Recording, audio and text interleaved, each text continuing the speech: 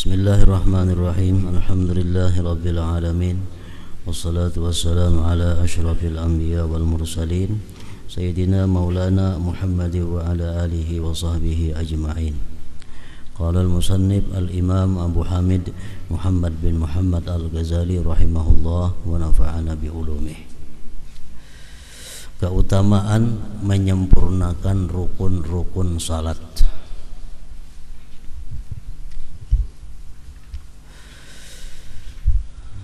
Nabi sallallahu alaihi wasallam bersabda, "Mathalus salatil maktubati kamathalil mizan, man awfa istawfa." Artinya, perumpamaan salat fardu adalah seperti perumpamaan timbangan. Barang siapa memenuhi, maka ia menyempurnakan. Maksudnya, barang siapa menyempurnakan akan timbangan itu, maka dia berhak mendapat ganjaran atau balasan yang sempurna juga.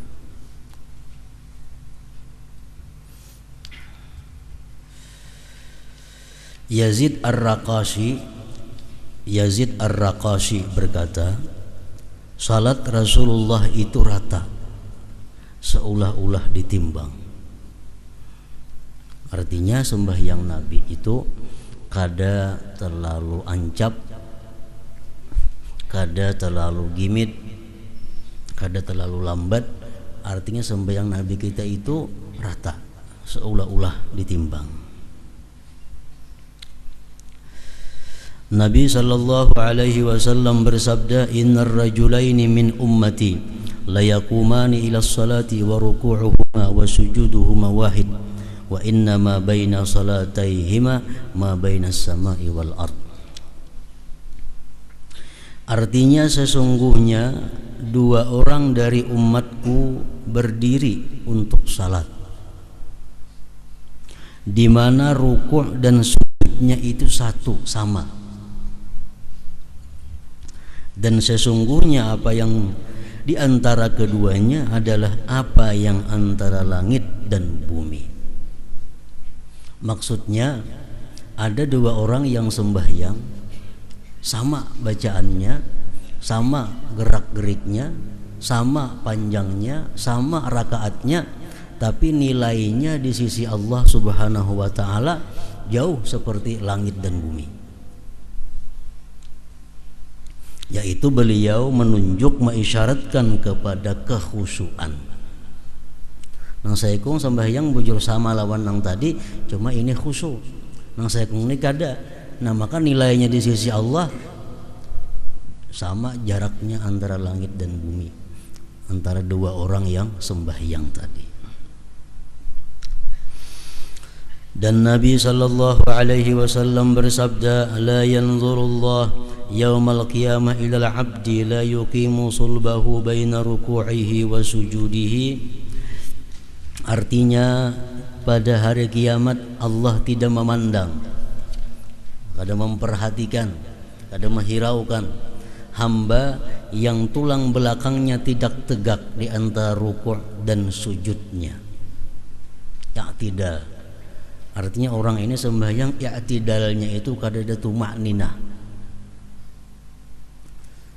Bila sembahyangnya ini kada ada tumakninah, i'tidal, berarti sembahyangnya pun kada sah. Karena tumakninah merupakan salah satu di antara rukun-rukun sembahyang. Jadi tumakninah itu artinya adalah i'tidal di sini seperti kita berdiri semula. Sujud, habis sujud kita i'tidal, ruku habis ruku i'tidal. Nah, tegaknya berdiri kita waktu i'tidal itu seperti kita berdiri membaca Fatihah, tegak. Bila kurang pada itu berarti kita kada bertumakninah ngarannya. Jadi umpamanya rata awak kita waktu berdiri, waktu qiyam, nah kemudian Allahu Akbar ruku, kayaknya sami Allahu liman hamidah mesti terbulik kayak asal, tegak. Bila bingkok sedikit aja berarti kada tumakninah ngarannya. amun sembahyang baancap-ancap ya nangka itu kada bertumakninah lagi. Nah, Allah kada menghiraukan orang itu pada hari kiamat, kada memandang, kada mengasihinya. Dan Nabi sallallahu alaihi wasallam bersabda, "Amma yakhaful ladzi yuhawwilu wajhahu bis shalah ay yuhawwilallahu wajhahu wajha himar." Artinya, tidakkah takut orang yang mengalihkan mukanya di dalam salat bahwa Allah mengalihkan, merubah mukanya sebagai muka keledai.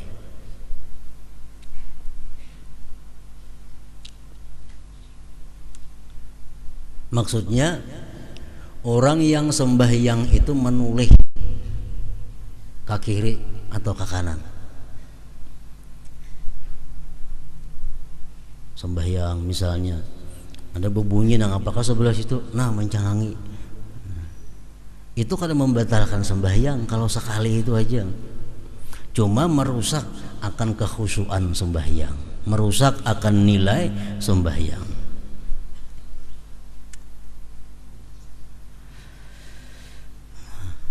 Tidakkah takut orang yang mengalihkan mukanya di dalam salat bahwa Allah mengalihkan, merubah mukanya sebagai muka keledai. Artinya kada takutankah orang nang menoleh sembahyang ke kiri ke kanan itu muhanya dirubah Allah menjadi muha himar. Artinya bisa aja orang nang sembahyang hulingang-hulingang itu wajahnya diganti Allah dengan wajah himar.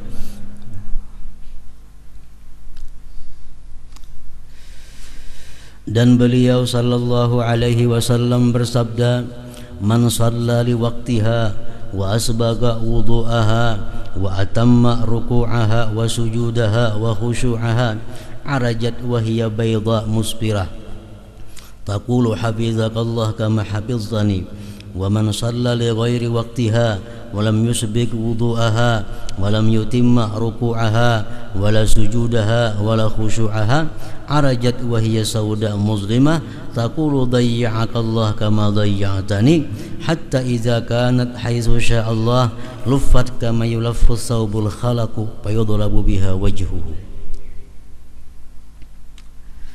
Artinya barang siapa yang sembahyang dengan salat pada waktunya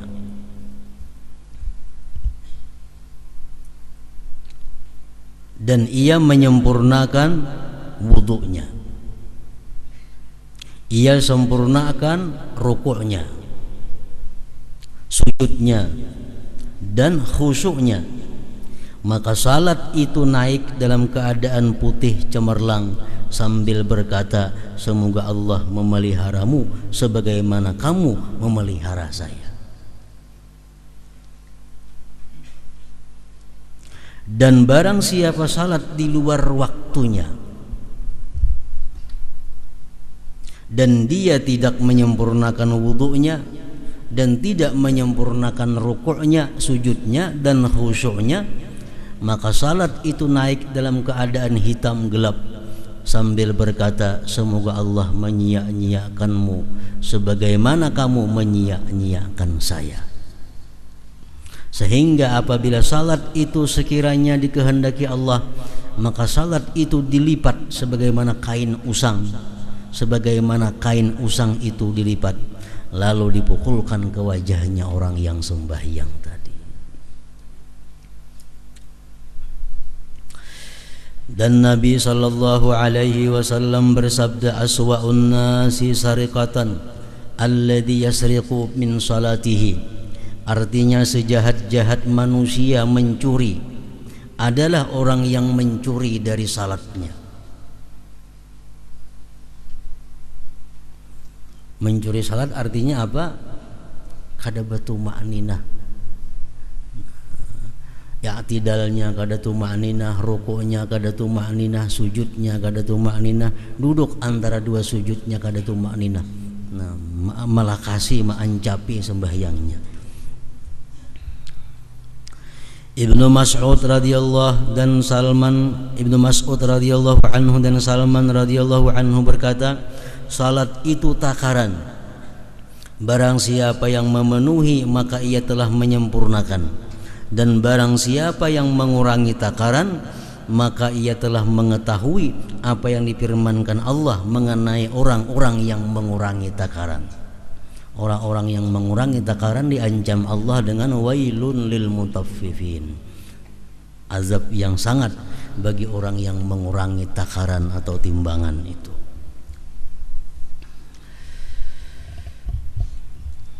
Keutamaan jamaah, Nabi sallallahu alaihi wasallam bersabda, salatul jamaah tabdulu salatal fadh bi 27 darajatan. Artinya salat berjamaah itu melebihi salat sendirian dengan 27 derajat, 27 kali lipat.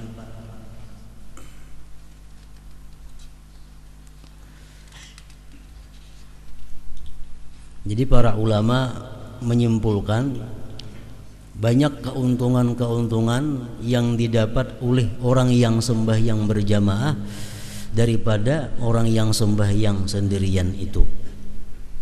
Antara lain mereka menyebutkan, pertama, al-masyu ilal masjid, berjalan ke masjid. Amun sembahyang di rumah sorangan kadang dapat fadilatnya berjalan ke masjid itu. Nah, kalau berjamaah ada pahala berjalan ke masjid. Maka Rasulullah mengatakan berjalan ke masjid itu setiap langkahnya meninggikan derajat dan menghapuskan dosa. Makin jauh masjid yang dituju makin afdal, makin banyak pahalanya artinya. Yang kedua, dukhulul masjid, masuk masjid.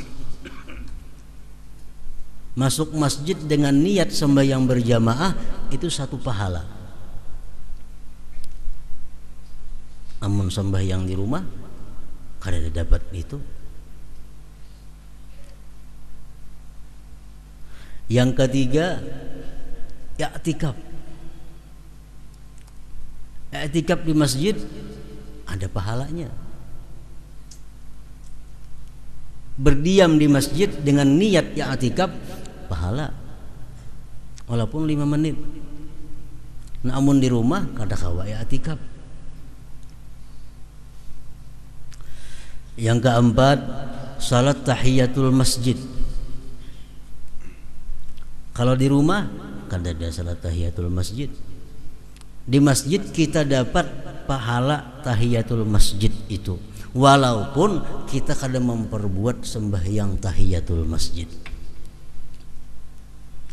Misalnya kita ke masjid, orang sudah tuntung azan, langsung sembahyang qabliyah, isya atau maghrib atau zuhur atau asar.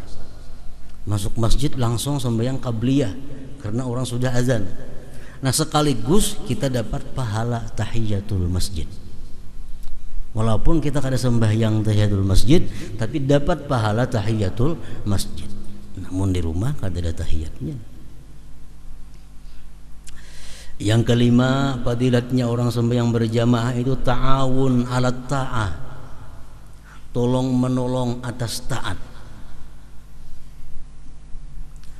Imam dengan makmum, makmum dengan makmum yang lainnya itu saling tolong menolong dalam ketaatan. Makin banyak orang yang datang berjamaah, makin banyak pahalanya. Nah, jadi dengan berjamaah itu kita dapat pahala wa ta'awanu 'alal bir, bertolong-tolong dalam kebaikan. Sampai yang sorangan di rumah kada ada menolong kepada taat. Yang keenam, sembahyang berjamaah itu ada intizarul jamaah, menunggu jamaah. Duduk misalnya di masjid menghadang imam. Nah, selama duduk menghadang imam menunggu imam itu dihitung oleh Allah sembahyang. Dihitung oleh Allah sembahyang. Jadi kita menunggu imam seperempat jam hanya datang. Seperempat jam itu walaupun kita duduk biasa saja dihitung oleh Allah pahalanya sama dengan pahala sembahyang. Nah, di rumah kalau dapat pahala itu. Yang ketujuh, orang sembahyang berjamaah itu istighfarul malaikat, dapat istighfar dari malaikat. Malaikat memintakan ampun kepada Allah terhadap orang-orang yang sembahyang berjamaah. Nah, malaikat memintakan ampun. Dan bila malaikat memintakan ampun, pasti diampuni oleh Allah. Sembahyang di rumah kada dapat istighfar malaikat. Yang kedelapan, syahadatul malaikat. Malaikat menyaksikan nanti pada hari kiamat bahwa Fulan bin Fulan ini adalah ahli masjid, Fulan bin Fulan ini ahlinya langgar, karena dia aktif sembahyang berjamaah di langgar atau masjid.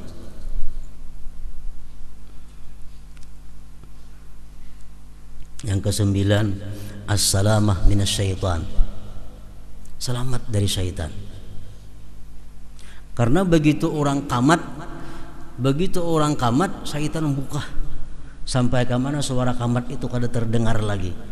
Nah, jadi orang sembahyang berjamaah itu selamat daripada gangguan godaan syaitan. Orang sembahyang sorangan kada terhindar daripada syaitan ini. Yang ke-10, taswiyatus sufuf, ada pahala meratakan saf. Makanya jadi Nabi, istawu sufufakum, meratakan saf kamu. Nah, kita meratakan saf itu ada pahalanya. Namun di rumah kan ada besar sembahyang sorangan. Ke-11, fadilatus saffil awal in kana fihi, fadilat saf pertama jikalau dia sembahyang di saf pertama. Rasulullah seringkali mendoakan agar orang yang sembahyang di saf awal itu dapat rahmat.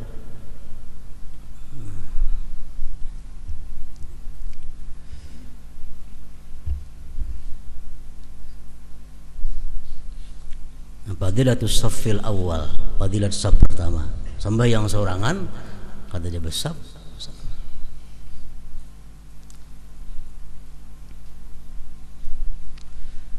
Jadi kalau kita sembahyang berjamaah, misalnya imam Allahu Akbar, kita datang berdua, kita sembahyang di belakang imam. Imam itu di tengah-tengah antara kita berdua. Ini aturan saf supaya dapat pahala saf. Karena pahala saf ini bila kita langgar, kita kada dapat keutamaan fadilatnya saf itu. Jadi umpamanya ini imam, nah, kita datang berdua, kita datang di tengah-tengah. Imam posisi di tengah-tengah kita. Saya kong di sebelah kanan, saya kong sebelah kiri. Jangan mengambil ke kanan kedua-duanya, jangan. Imam mesti di tengah-tengah. Nah, kadang kalau datang orang nang ketiga, hanya sebelah kanan banyaki, taruh sebelah kanan hibak. Datang pulang, hanya kiri hibaki sebelah kiri itu. Lalu hibak saf pertama, datang orang, kemana bandak orang yang datang nang saya kong ini. Di belakang imam, ambil ke kanan sedikit. Jangan dibungkus sebelah kanan sana sembahyang kejauhan pada imam. Nah, jadi sebelah kanan tapi di belakang imam. Nah, kayaknya datang selanjutnya terus diulah nang ke sebelah kanan dahulu, hibak hanyar nang sebelah kiri. Itu aturan saf. Bila mana kada ditepati ini tuh kada dapat pahala saf. Misal saf pertama hibak, datang kita sorangan ke hujung sebelah kanan sana sorangan sembahyang, kada dapat pahala saf karena menyalahi aturan saf. Yang ke-12, idraku takbiratil ihram ma'al imam. Ada pahala memperdapati takbiratul ihram beserta imam. Artinya, kalau kita mendengar takbiratul ihram imam dan kita berada di belakang imam, itu pahala tersendiri. Dapat pahala tersendiri. Yang ke-13, keutamaan sembahyang berjamaah itu adalah al-amnu minas sahwi ghaliba, aman daripada lupa kebiasaannya, kebanyakannya. Kalau sembahyang sorangan tuh bisa rancak lupa 2 rakaat kah, 3 rakaat kah. Nah kalau sembahyang berjamaah jarang itu ada, aman daripada kelupaan. Yang ke-15, yang ke-14 husulul khusyuk. Sembahyang berjamaah ini hasil khusyuk. Kalau sembahyang sorangan belum tentu khusyuk. Nah maksudnya adalah kalau kita misal di dalam musalla atau masjid itu ada 50 orang. 50 orang ini satu yang khusyuk. 49-nya kadang khusyuknya. Satu aja nang khusyuk. Nah nang satu nang khusyuk ini akan memberikan berkah kepada yang lainnya sehingga menjadi khusyuk semua dinilai oleh Allah Subhanahu wa taala. Nah, ini untungnya sembahyang berjamaah. Amunnya sorangan belanja khusyuk, ya khusyuk belah kada membantu. Yang ke-15 tahsinul hay'ah. Sembahyang berjamaah itu antara lain pula keutamaannya adalah membaguskan keadaan. Kalau kita sembahyang di rumah sorangan bebarang aja, kada kayak sembahyang berjamaah, bajunya bagus, tapihnya bagus, semuaan bagus, meminyak harum kadang-kadang hendak ke masjid. Sembahyang sorangan bisa kada taatur itu. Nah, keutamaan sembahyang berjamaah. Yang ke-16 irghamus syaitan, menghinakan syaitan. Orang berduyun-duyun kampung untuk ke masjidan sembahyang, syaitan merasa hina, syaitan merasa terkalahkan, menghinakan syaitan. Yang ke-17 as-salamah minan nifaq, selamat daripada kemunafikan. Rasulullah mengatakan orang munafik kada akan bisa sembahyang berjamaah isya dan subuh. Dengan adanya berjamaah terhindar daripada kemunafikan. Yang ke-18 raddus salam alal imam. Orang sembahyang berjamaah itu menjawab salam imam. Kan imam assalamualaikum warahmatullah, assalamualaikum warahmatullah. Kita yang di belakang assalamualaikum warahmatullah, menjawab salam imam. Sembahyang sorangan kada ada itu. Yang ke-19 izharu syiaril Islam, menampakkan syiar Islam, berpahala juga. Yang ke-20 izalatut tuhmah, menghilangkan sangka-sangka. Mungkin kita ini sembahyang di rumah aja kada sing kelanggaran, itu sangka orang kena kada baik. Sembahyang juga saya ini kada tali lihat kelanggar. Kamu sembahyang saku si anon itu bulan bin bulan itu kada pernah kelanggar turun. Nah, menghilangkan sangkaan itu kalau kita berjamaah hilang sangkaan itu. Orang selamat artinya. Yang ke-21 masyhudun bil khair wal iman, disaksikan dengan iman dan kebaikan. Hadis mengatakan orang yang sembahyang berjamaah itu pastikan bahwa dia beriman, pastikan bahwa dia ahli kebaikan. Yang ke-22 al-intifa bil ijtima' ala zikrillah, mengambil manfaat dengan berkumpul zikrullah. Orang berjamaah itu berkumpul berzikir kepada Allah. Orang berzikir berjamaah itu lebih banyak pahalanya daripada berzikir sendirian. Yang ke-23 al-ulfah bainal muslimin, berjinak-jinakan antara orang muslim. Dengan adanya turun kalanggar, turun ke masjid, saling bertakon keadaan, saling tahu keadaan tetangga. Nah, ulfah, kejinakan antara orang muslim. Yang ke-23, yang ke-24 nih istima'u qiraatil imam, mendengar bacaan imam. Yang maghrib, isya, subuh kita mendengar imam baca Quran. Nah, mendengar bacaan Quran itu pahala bagi kita. Yang ke-25 at-ta'min ma'al imam, mengucap amin bersama imam. Waladhdallin, amin. Jadi makmum lawan imam sama-sama baimbai. Nah, bila tak imbai aminnya imam dan makmum, maka Allah akan mengampuni dosa mereka itu. Orang sembahyang berjamaah dapat itu. Yang ke-26 ittiba'us sunnah. Sembahyang berjamaah berarti orang ini ada orang ahli sunnah. Dia pengikut sunnah. Yang ke-27 al-mautu ala husnil khatimah, matinya orang ini nanti husnul khatimah. Karena ujar Nabi, siapa-siapa yang hendak mati dalam keadaan Islam hendaklah sembahyang berjamaah.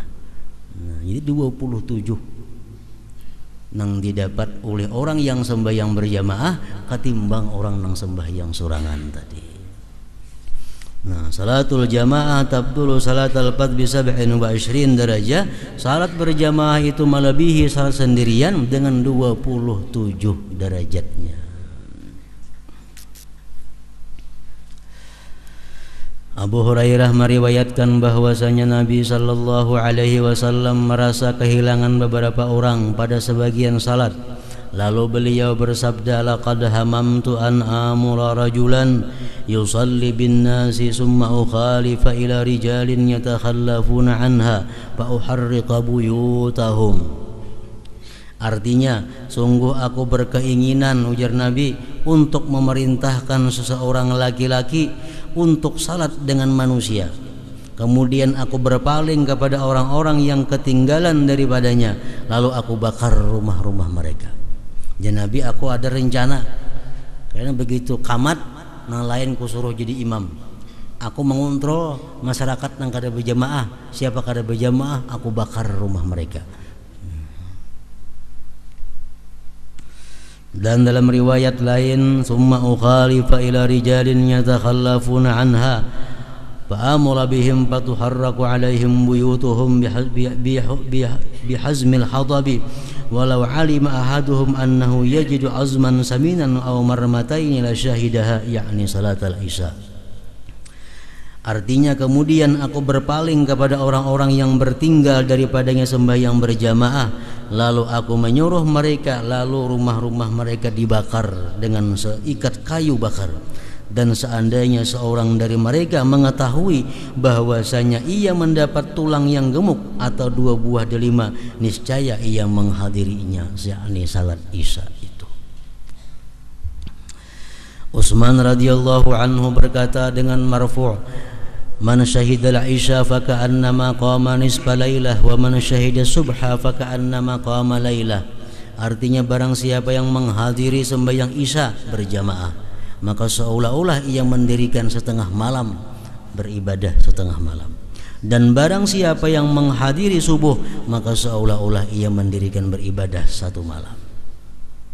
Orang nih isya berjamaah, subuh berjamaah, itu sudah dianggap orang ini menghidupkan malam dengan ibadah. Sudah dianggap menghidupkan malam dengan ibadah. Dan Nabi sallallahu alaihi wasallam bersabda, man shalla salatan fi jama'atin faqad mala'a nahrahu ibadatan. Artinya, barang siapa yang salat dengan berjamaah, maka ia telah mengisi lehernya dengan ibadah, memenuhi badannya dengan ibadah. Artinya, kenapa? Karena semuaan beribadah. Orang sembahyang berjamaah itu mata jangan kepasahapan, ibadah. Telinga mendengarkan bacaan imam, semuaan gerak-geriknya adalah ibadah. Man shalla salatan fi jama'atin faqad mala'a nahrahu ibadatan. Artinya, barang siapa yang salat dengan berjamaah, maka ia telah mengisi lehernya dengan ibadah. Nah, keutamaan sembahyang berjamaah tadi dan ancaman-ancaman bagi orang yang kada sembahyang berjamaah itu ditujukan untuk kaum laki-laki yang balik, berakal, merdeka, sihat. Bagi kaum perempuan kada diancam dengan sedemikian ancaman kalau kada sembahyang berjamaah.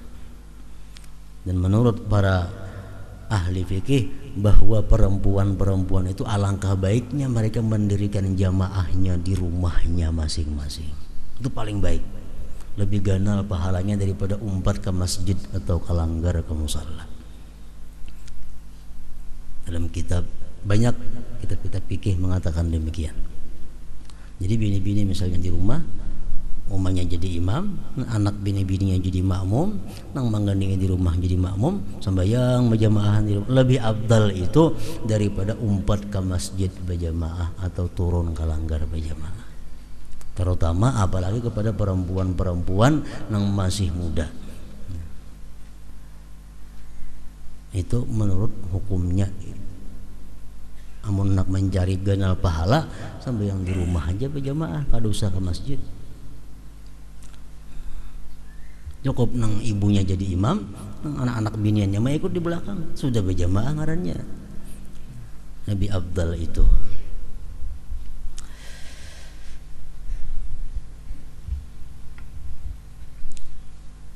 Sa'id ibn al-Musayyab berkata, tidaklah muazzin itu azan sejak 20 tahun melainkan saya ada dalam masjid. Artinya orangnya menunggu waktu, belum lagi azan sudah duduk di masjid. Muhammad bin Wasi' berkata, saya tidak ingin kepada dunia kecuali 3 hal, yaitu saudara. Sesungguhnya jika saya bingkok maka ia meluruskan saya. Aku nak pengen hidup dalam dunia ini masih karena ada 3 hal. 1, kawan yang membimbing aku. Bila aku salah menegur, bila aku bujur mendukung. Makanan pokok dari rezeki yang berlebih dengan berlebih tanpa berbuat keburukan. Makanan pokok yang didapat dari rezeki yang halal tanpa menimbulkan kejahatan. Dan salat dalam berjamaah yang menghilangkan kelupaannya daripadaku dan dicatat keutamaannya bagiku. Sampai yang berjamaah nang sudah kada ingat lagi berapa kali jumlahnya, tapi di sisi Allah tercatat hitungannya. Dan diriwayatkan bahwasanya Abu Ubaidah ibnul Jarrah pada suatu kali mengimami suatu kaum. Ketika ia pergi, ia berkata, syaitan senantiasa padaku tadi sehingga ditampakkan bagi saya bahwa saya mempunyai keutamaan atas orang lain. Saya tidak menjadi imam lagi selamanya. Kenapa? Karena untuk mengalahkan syaitan itu. Al-Hasan berkata, janganlah kamu salat di belakang seseorang yang tidak mundar-mandir kepada ulama. Artinya jangan mengikut orang nang jadi imam, nang orang itu kada terlihat biasa mengaji. Seolah di mana dahulunya itu orang mengaji lawan siapa gurunya. Jadi imam, nah jangan diikut. Ikuti imam nang kita tahu bahwa itu orang yang berilmu. An-Nakhai berkata, perumpamaan orang yang mengimami manusia tanpa ilmu adalah seperti orang yang menakar air di laut, ia tidak tahu tambahnya daripada kurangnya.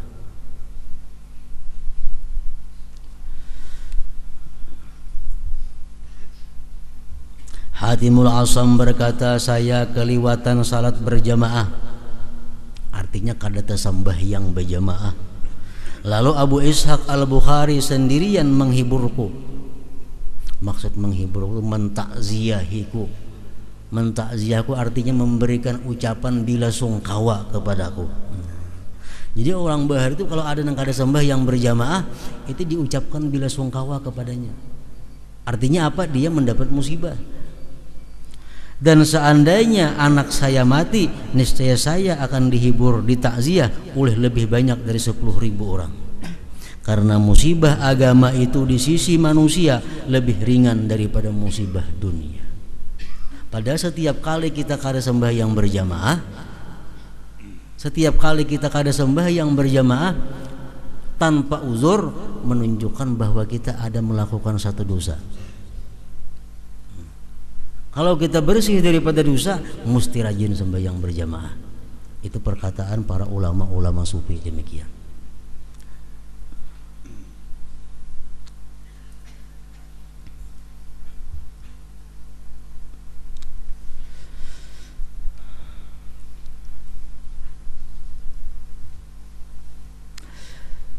Ibnu Abbas radhiyallahu anhuma berkata, barang siapa mendengar panggilan suara azan dari muazzin lalu ia tidak memperkenankan, maka ia tidak menghendaki kebaikan dan kebaikan tidak menghendakinya.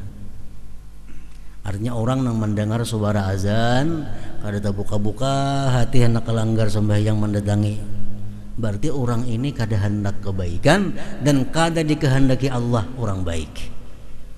Kebaikan ini kada hendak, Allah kada menghendakinya menjadi orang yang baik. Abu Hurairah radhiyallahu anhu berkata, sungguh telinga anak Adam itu diisi dengan timah yang dicairkan, itu lebih baik daripada ia mendengar azan kemudian ia tidak memperkenankannya. Telinga diisi lawan timah nang mendidih, lebih baik itu daripada mendengar azan tapi pacang kada sembahyang berjamaah. Dan diriwayatkan bahwa Maimun bin Mihran datang ke masjid, lalu dikatakan kepadanya, sesungguhnya manusia telah pergi. Datang ke masjid kerja orangnya. Lalu ia berkata, innalillahi wa inna ilaihi raji'un. Sungguh keutamaan salat ini lebih saya sukai daripada wilayah Irak. Dan Nabi sallallahu alaihi wasallam bersabda, man shalla arba'ina yawman fi jama'atin la tafutuhu biha takbiratul ihram kataballahu lahu bara'ataini, bara'atan minan nifaq wa bara'atan minan nar. Artinya barang siapa yang salat 40 hari dengan berjamaah yang padanya tidak ketinggalan takbiratul ihram imam, maka Allah mencatat baginya 2 keterlepasan, yaitu keterlepasan daripada munafik dan keterlepasan daripada neraka.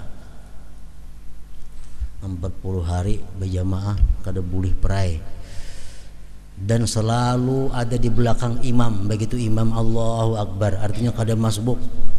Nah, kawa 40 hari demikian, orang ini dijamin kada akan masuk neraka dan kada akan menjadi munafik. Dan dikatakan bahwasanya pada hari kiamat suatu kaum dikumpulkan di mana wajah mereka seperti bintang yang gemerlap. Lalu malaikat bertanya kepada mereka, apakah amal-amal kalian?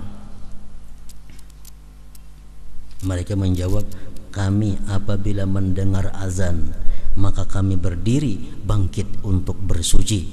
Kami tidak disibukkan oleh lainnya. Bila orang bang ampih begawi baudu bersuci untuk mendatangi sembahyang berjamaah. Itu di hari kiamat karena wajah mereka seperti bintang. Kemudian dikumpulkan sekelompok orang yang wajah mereka seperti bulan. Setelah ditanya mereka menjawab, kami berwudu sebelum masuk waktu. Belum masuk waktu sudah ampih begawi, sudah berwudu. Kemudian dikumpulkan sekelompok orang yang wajah mereka seperti matahari. Lalu mereka mengatakan, kami mendengar azan di masjid. Artinya apa? Orang ini sebelum azan sudah berada di masjid. Dan diriwayatkan bahwasanya ulama salaf, ulama-ulama yang terdahulu itu takziah, mengucapkan bela sungkawa, artinya turut berduka cita kepada diri mereka sendiri selama 3 hari apabila mereka ketinggalan takbiratul ihram imam. Dan mereka takziah, mereka bersedih 7 hari apabila mereka ketinggalan berjamaah. Nah, jadi kembali tadi bahwa sembahyang berjamaah ini dituntut hukumnya sedemikian itu bagi kaum laki-laki. Kaum bini-bini tadi lebih baik berjamaah di rumah. Nah, lalu andai kata misalnya si bini-bini ini kada ada kawan di rumah atau kadang bisanya jadi imam, Mana baiknya sembahyang di rumah sorangan masing-masing atau umpat berjamaah ke masjid? Di rumah bini-bini tak kumpul, cuma kadang bisa jadi imam.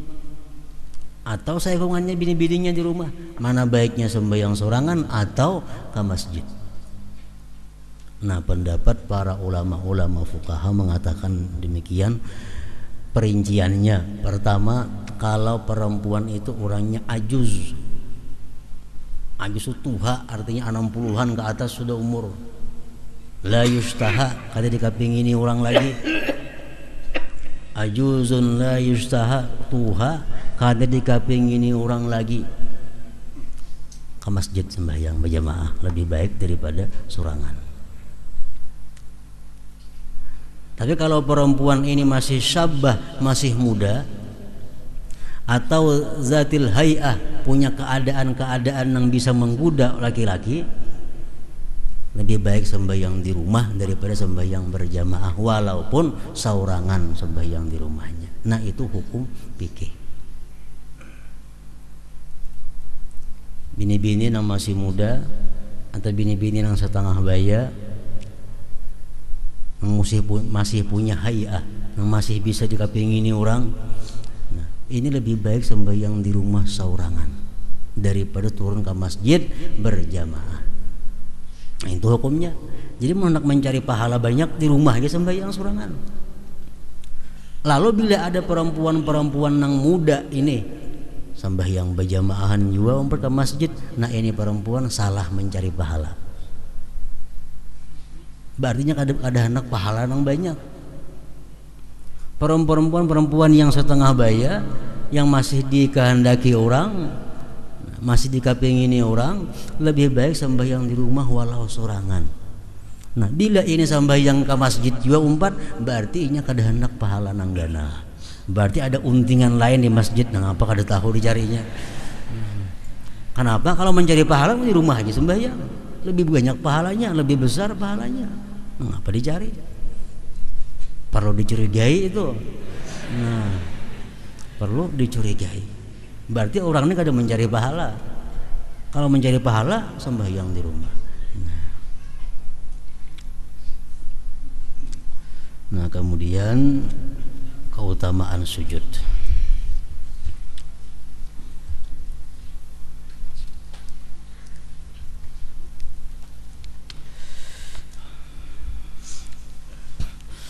Dalam zikri fa'alam annahu la ilaha illallah Muhammadur Rasulullah, la ilaha illallah Muhammadur Rasulullah, la ilaha illallah Muhammadur Rasulullah, la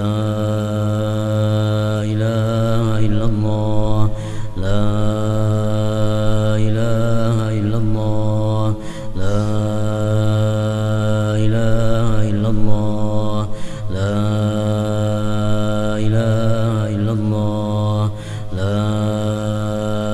ilaha illallah. Allahu Allah, Allahu Allah, Allahu Allah, Allahu Allah, Allahu Allah, Allahu Allah, Allahu Allah, Allahu Allah,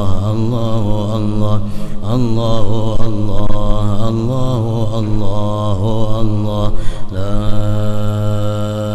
ilaha illallah Muhammadur Rasulullah, la ilaha illallah Muhammadur Rasulullah, la ilaha illallah Muhammadur Rasulullah, la ilaha illallah. Al-Fatihah.